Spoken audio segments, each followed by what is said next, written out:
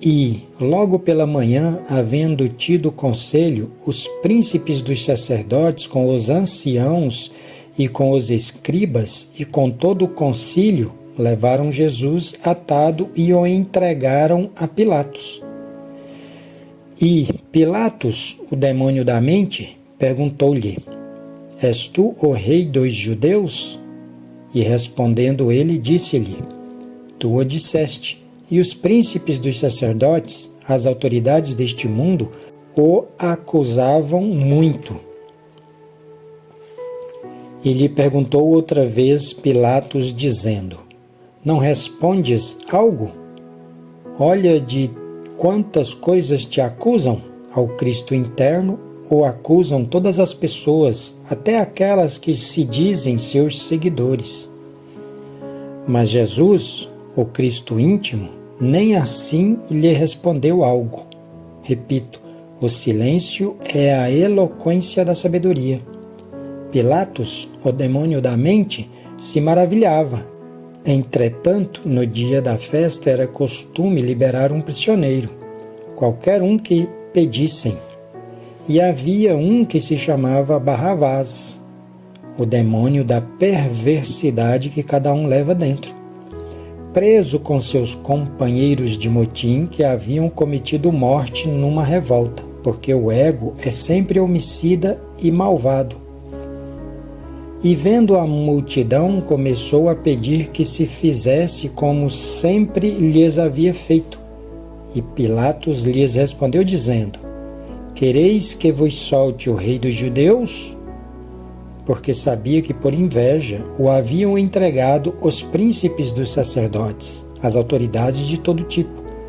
Mas os príncipes dos sacerdotes incitaram a multidão para que lhes soltasse antes Barrabás. As autoridades de todo tipo defendem o ego. Elas dizem: primeiro eu, segundo eu, terceiro eu. E respondendo, Pilatos lhes dizia outra vez: Que, pois, quereis que faça daquele que chamais de rei dos judeus? E eles voltaram a dar vozes: Crucifica-o, crucifica, crucifica, crucifica. Ver Mateus 27, João 18, Marcos 15, Lucas 23. Do sanctum inefável saía estático, depois de haver experimentado de forma direta o tremendo realismo íntimo de todos estes versículos, parágrafos acima citados. Revestido com uma nova túnica de glória, vestimenta talar esplendorosa, saí da grande catedral da alma. Quão ditoso me senti ao contemplar dali o amplo panorama. Então vi o fluir e o refluir de todas as coisas. Budi é como um vaso de alabastro fino e transparente, dentro do qual arde a chama de Prajna. Atman, o ser, tem duas almas. A primeira é a alma espiritual e é feminina, Budi. A segunda é a alma humana e é masculina, Manas superior. O animal intelectual, equivocadamente chamado homem, só tem encarnado dentro de si a essência. Ostensivelmente, esta última é o Buddhata, uma mínima fração da alma humana, o material psíquico com a qual se pode e se deve fabricar o embrião áureo. Ver meu livro O Mistério do Áureo Florescer. A fonte e base da alta magia se encontram no desponsório perfeito de Budimanas, já nas regiões puramente espirituais ou no mundo terrestre. Helena significa claramente os desponsórios de Nous, Atman Budi, com Manas, a alma humana ou causal, a união mediante a qual se identificam consciência e vontade, ficando por tal motivo dotadas ambas as almas com divinais poderes. A essência de Atman, do primordial, eterno e universal fogo divinal, encontra-se contida dentro de Budi, que em plena conjunção com manas causal, alma humana, determinam o masculino feminino. A bela Helena de Troia é a mesma Helena do Fausto de Goethe, Shakti, ou potência feminina do ser interno.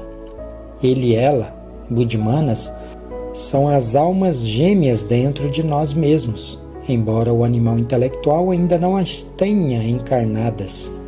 As duas filhas adoráveis de Atman, o íntimo, o esposo e a esposa eternamente enamorados.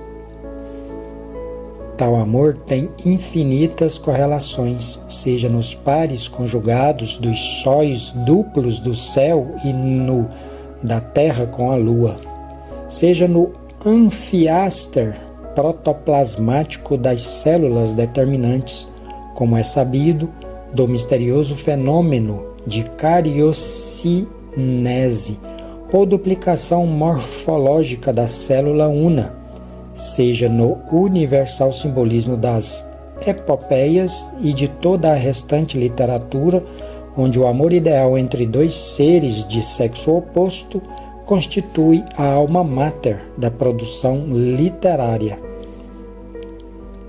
Inquestionavelmente, o Sahaja Maituna, como sacramento da Igreja de Roma, repete-se com os gêmeos no Akasha Tattva e continua glorioso com Osíris Ísis na região de Anupadaka. Esclareço.